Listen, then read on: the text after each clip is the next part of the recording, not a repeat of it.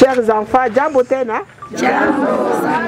L'administration militaire de l'Ituri a remis un lot important de vivres et non-vivres à plus de 90 enfants victimes des atrocités commises par les groupes armés ce vendredi 19 août à Bunia. Christelle Alema, coordonnatrice de l'association de femmes au cœur du développement qui encadre ces enfants, remercie le gouverneur militaire pour ce geste. Pour cet acte humanitaire qu'il a posé, tout d'abord sur le plan médical et aussi en denrées alimentaires, les enfants et nous tous, nous disons merci au gouverneur militaire. Dites merci.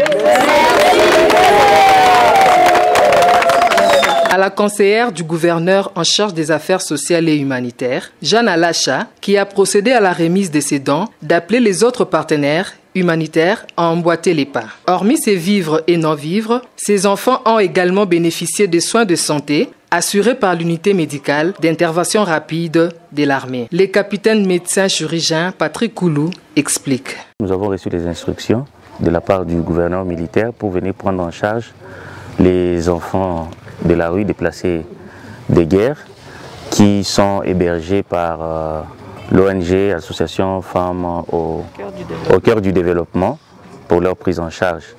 Il faut savoir que l'IMUR, c'est une unité opérationnelle des forces armées qui s'occupe non seulement des militaires aux opérations, des militaires blessés, mais l'IMUR aussi s'attaque aussi aux actions humanitaires. Et c'est dans ces cadres-là que, sur instruction du gouverneur militaire, que l'UMIR est déployé ici dans ces centres d'hébergement pour la prise en charge de ces enfants déplacés des guerres. Et nous sommes là dans le cadre humanitaire, nous les prenons en charge et nous pensons que dans le futur proche, l'hôpital chirurgical de campagne sera opérationnel et ces enfants bénéficieront bien sûr avec l'appui du gouverneur militaire de soins gratuits et c'est là dans le cadre purement humanitaire.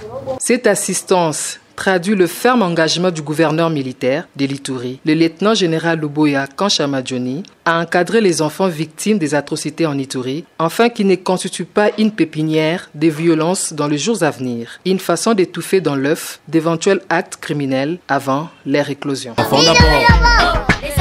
Les enfants d'abord.